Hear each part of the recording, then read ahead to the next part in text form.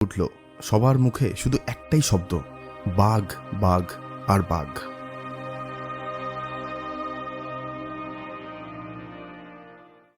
পদ্মা, মেঘনা আর ব্রহ্মপুত্র, এই তিনটি নদীর মিলনস্থলে গড়ে উঠেছে পৃথিবীর সবচেয়ে বড় ম্যানগ্রোভ অরণ্য, যার নাম সুন্দরবন।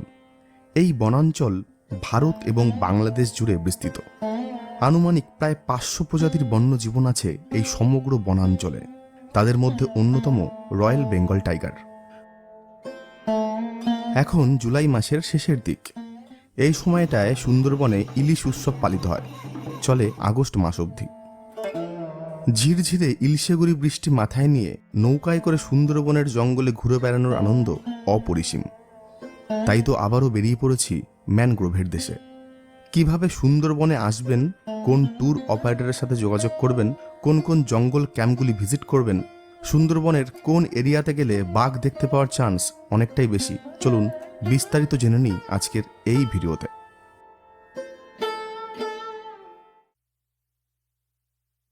সুন্দরবনে আসতে চাইলে আপনাকে শিয়ালদার সাউথ ডিভিশন থেকে ক্যানিং লোকাল ধরে প্রথমে ক্যানিংয়ে আসতে হবে।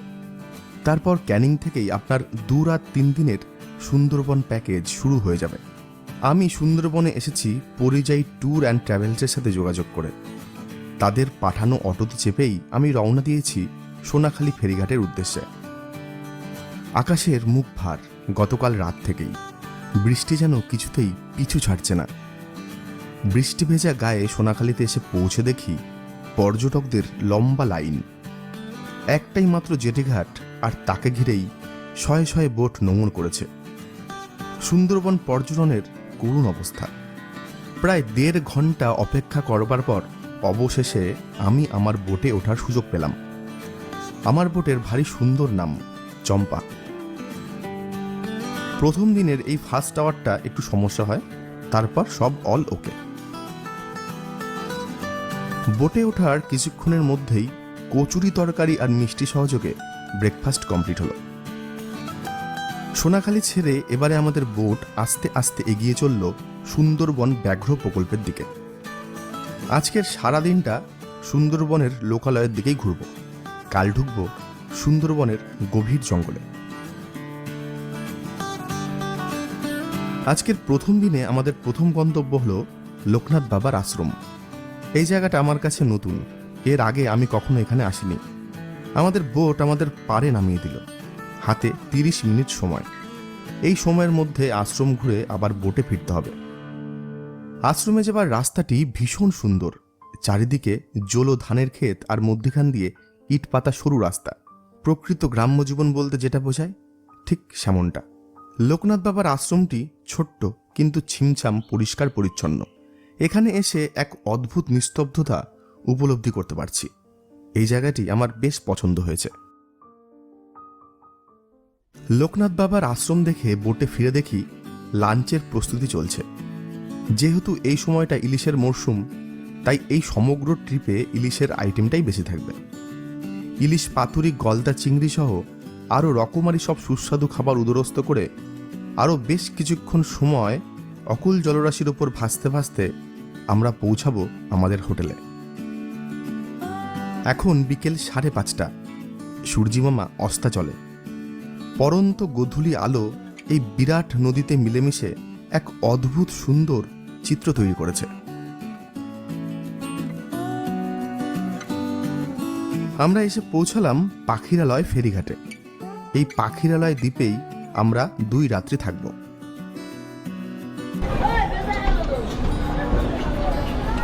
আমরা এইমাত্র নামলাম সুন্দরবন পাখিরালয় ফেরিঘাটে।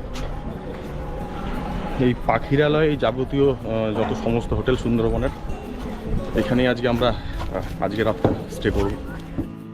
ইট দিয়ে বাঁধানো সরু রাস্তা পেরিয়ে আমি চলে এলাম পরিযায়ী আবাসে। চারিধারে সবুজের মাঝে আমাদের এই দ্বিতল বিশিষ্ট হোটেল। নিরিবিলিতে 2 দিন এখানেই থাকব। এই পরিযায়ী আবাসের নিজস্ব পুকুর আছে। চাইলে বড়শি দিয়ে মাছ ধরবার মজাও এখানে এলে উপভোগ করতে পারবেন। এই পরিযায়ী আবাসে টোটাল 11টা রুম আছে, ডবল বেড। প্রত্যেকটা রুমই পরিষ্কার পরিচ্ছন্ন এবং খুব সুন্দরভাবে সাজানো গোছানো, একেবারে ঘরোয়া পরিবেশ। আশা করি এখানে এলে আপনাদের ভালোই লাগবে। খুব সস্তায় প্যাকেজে আসতে পারেন। প্যাকেজ শুরু হচ্ছে per head Canning to Canning ৩,২০০ টাকা থেকে। রুম এবং প্যাকেজ বুকিংয়ের জন্য ফোন নাম্বার ডেসক্রিপশন বক্সে দেওয়া থাকলো, প্রয়োজন পড়লে যোগাযোগ করে নিতে পারেন। সন্ধেবেলায় আমাদের জন্য চা পকোড়া এবং চাউমিনের আয়োজন, এবং তার সঙ্গে সুন্দরবনের বিখ্যাত ঝুমুর নাচ।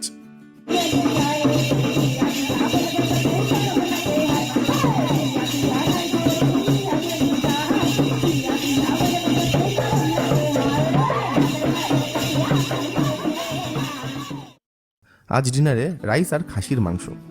সুন্দরবনের খাসির মাংসের স্বাদ কিন্তু অতুলনীয়, তাই খাসির মাংস অবশ্যই একবার চেখে দেখুন, ভালো লাগবে।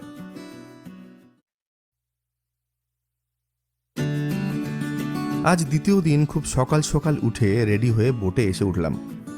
আমাদের সকলকে ব্রেকফাস্ট দেওয়া হলো। ব্রেকফাস্টে ছিল বাটার নান, তরকারি এবং মিষ্টি।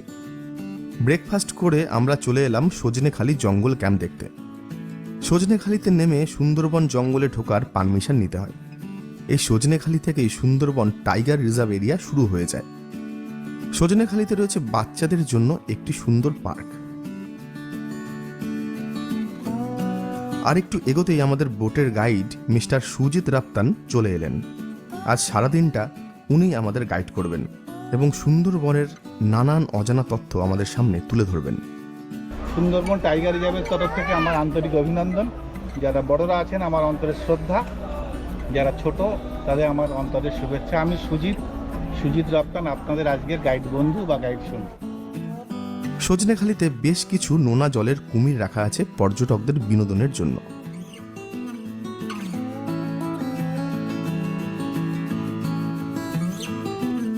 আজ যেহেতু আমরা সুন্দরবনের গভীর জঙ্গলে ঢুকবো, তাই জঙ্গলে ঢোকার আগে সুন্দরবনের মানচিত্রটা একবার দেখে নিই।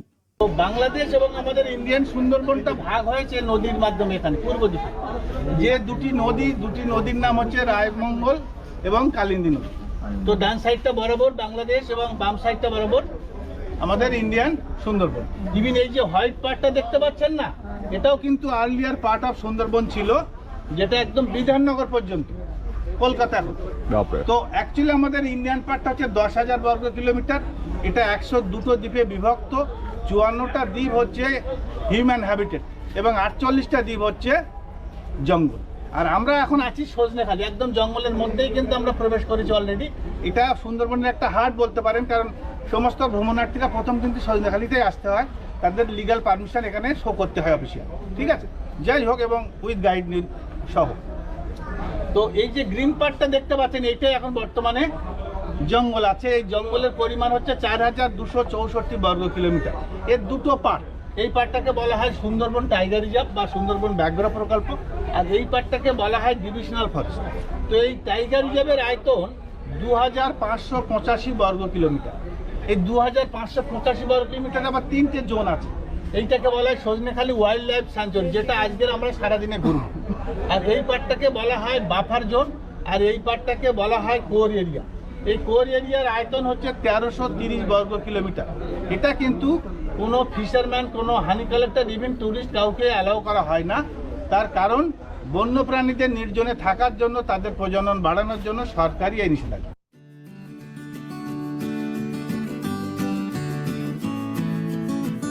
কোর এরিয়াতে বন দপ্তর ছাড়া কারোর ঢোকার পারমিশন নেই।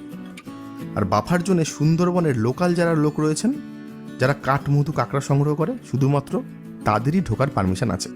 সুন্দরবনের মাত্র 10% অঞ্চলেই ঢোকার অনুমতি দেয় বন দপ্তর। তাহলে বুঝতেই পারছেন সুন্দরবনে বাঘ দেখতে পাওয়াটা কতটা চ্যালেঞ্জিং। গতকাল নদীপথে বাংলাদেশি জাহাজ, মাছ ধরার নৌকো, ছোট ছোট ঘরবাড়ি, এসব কিছু চোখে পড়েছিল, কিন্তু আজ আমরা লোকালয় ছেড়ে জঙ্গলে রাস্তা ধরেছি। সুন্দরবন ব্যাঘ্র প্রকল্প এরিয়াতেই বাঘসহ নানান পশু পাখির দেখা মেলে।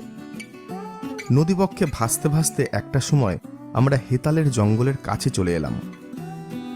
হেতালের জঙ্গল বাঘিনীদের খুব পছন্দের জায়গা, কারণ বাঘিনীরা সন্তান প্রসবের সময় কাঁটামুক্ত এই হেতালের জঙ্গলকেই বেছে নেয়। স্থির দৃষ্টিতে চোখে বাইনোকুলার লাগিয়ে বন্যপ্রাণ খুঁজে বেড়াচ্ছি। অপূর্ব প্রকৃতি আর অদ্ভুত এই ম্যানগ্রোভের জঙ্গল।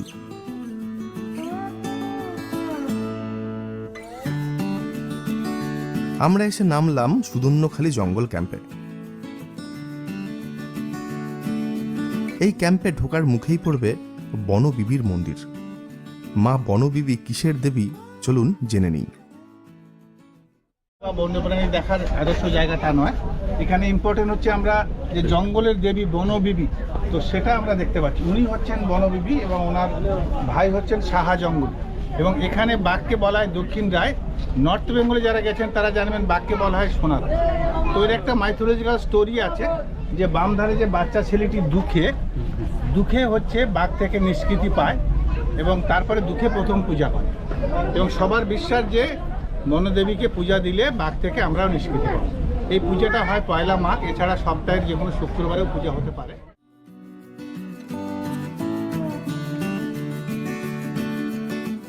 এখানে 84 প্রজাতির গাছ, তার মধ্যে একটা পার্টিকুলার ম্যানগ্রোভ যার লোকাল নাম হচ্ছে গিওয়া, যার সায়েন্টিফিক নাম হচ্ছে এক্সেকারিয়া অ্যাগালোচা। তো তার আঠাটা অনেকটা সাদা দুধের মতো এবং ডিরেক্ট যদি চোখে পড়ে তাহলে তার চোখ অন্ধ হয়ে যেতে পারে। দেখুন এখানে লেখা আছে ব্লাইন্ড ইওর আই। সুদন্যখালি ওয়াচ টাওয়ারের কাছে আসতেই বৃষ্টি শুরু হলো। সঙ্গে ছাতা ছিল বলে কোনো রকম ছাতা নিয়ে ওয়াচ টাওয়ারের ওপর থেকে দূরের দৃশ্যগুলো আপনাদের দেখাতে পারছি।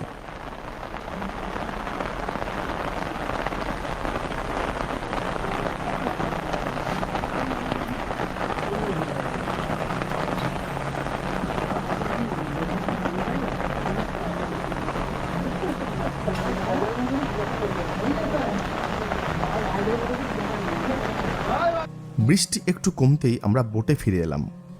এরপর আমরা যাব দোবাকি ক্যাম্পের দিকে। দোবাকি জঙ্গলের অনেকটা গভীরে অবস্থিত। আকাশ ঘন কালো মেঘে ঢাকা। খানিকক্ষণ আগেই এক পশলা বৃষ্টি হয়ে গেছে।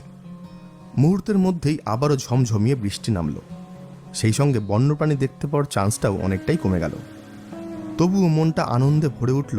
এই সুন্দরী গরান হেতালের দেশে বৃষ্টিকে সঙ্গী হিসেবে পেয়ে আমাদের সকলের বেশ ভালোই লাগলো।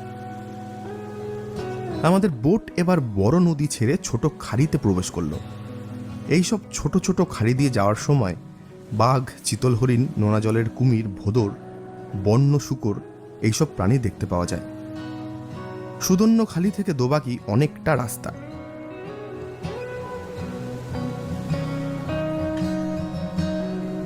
ঠিক দুপুর 2টো নাগাদ আমরা এসে পৌঁছালাম দোবাকি জঙ্গল ক্যাম্পে। অন্যান্য ক্যাম্পগুলোর থেকে দোবাকি সম্পূর্ণ আলাদা। মোটা লোহার তারের ফেন্সিং দিয়ে ঘেরা লম্বা রাস্তা, অনেকটা ক্যানোপি ওয়াকের মতো। এই ক্যাম্পে আমরা চিড়িয়াখানার মতো বন্দি, আর জীবজন্তু খোলা, উন্মুক্ত।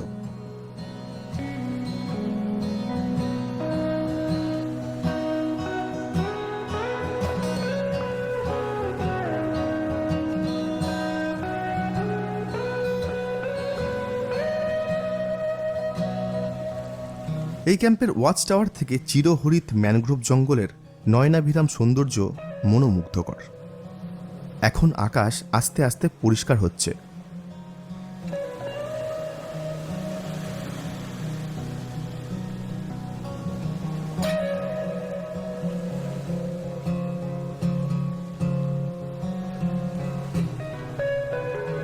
বোটে ফিরে লাঞ্চ সেরে নেব। আজকের মেনুতেও ইলিশ মাছ আর সর্ষে পাবদা। খাবার নিয়ে আলাদাভাবে কিছু বলার নেই, পর্যাপ্ত খাবার এবং রান্নাবান্নাও যথেষ্ট ভালো। লাঞ্চ করতে করতে আমরা চলে এসেছি পঞ্চ নদীর মিলনস্থলে। মাতলা, হেরোভাঙা, বিদ্যাধরী, গম্বি এবং গাজীখালি, এই 5টি নদীর মিলনস্থল হল এই মোহনা।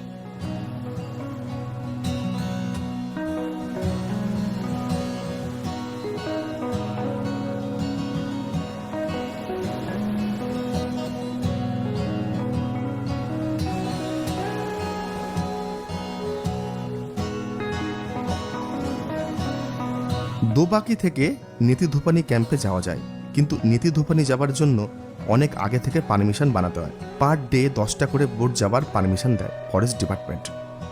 আমাদের নেতিধোপানির পারমিশন ছিল না, তাই আমাদের বোটের পাইলট ঠিক করলো অন্য নদীপথে হোটেলে যাবে।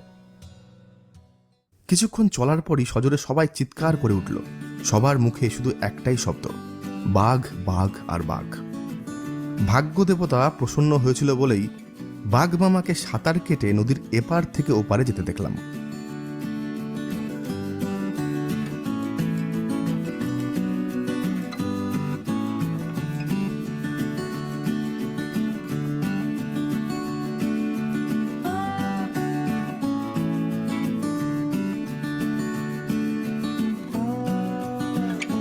পাড়ে উঠে আপন মনে জঙ্গলের ভেতরে চলে গেল, মন্ত্রমুগ্ধের মতো সবাই একদিকেই তাকিয়ে।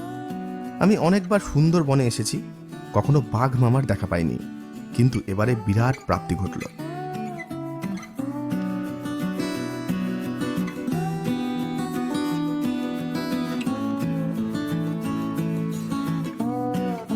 বৃষ্টি কমতেই চিতল হরিণের দলও সাঁতার কেটে নদীর এপার থেকে ওপার হচ্ছে। ভারী সুন্দর মনোরম দৃশ্য ক্যামেরা বন্দি করতে পেরেছি। এরকম জীব বৈচিত্র্যের জন্যই সুন্দরবন অন্যান্য ম্যানগ্রোভ অরণ্যের থেকে একেবারেই আলাদা।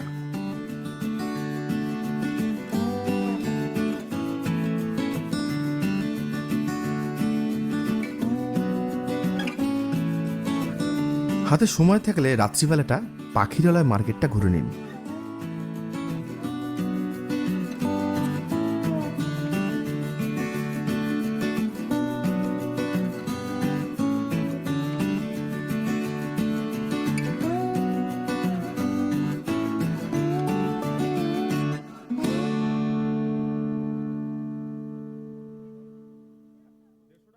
আজ রাতে আমাদের খাবারের মেনু ছিল ফ্রাইড রাইস এবং চিলি চিকেন।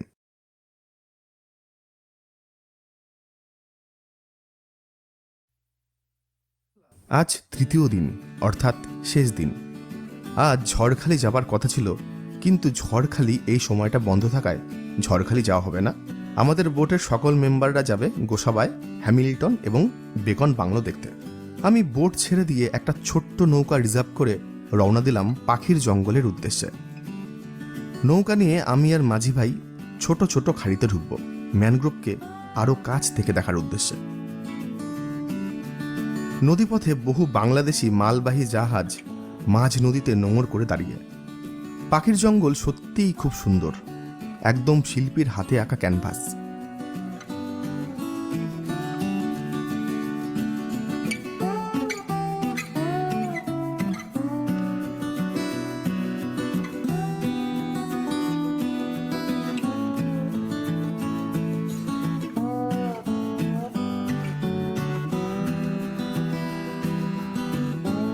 সুন্দরবনের মানুষ এখনো প্রাণের ঝুঁকি নিয়ে চিংড়ি মাছ এবং কাঁকড়া ধরতে ব্যস্ত, এটাই তাদের জীবিকা। তাদের সাথে কথা বলে জানতে পারি এই দিকটায় বাঘ খুব একটা আসে না, তাই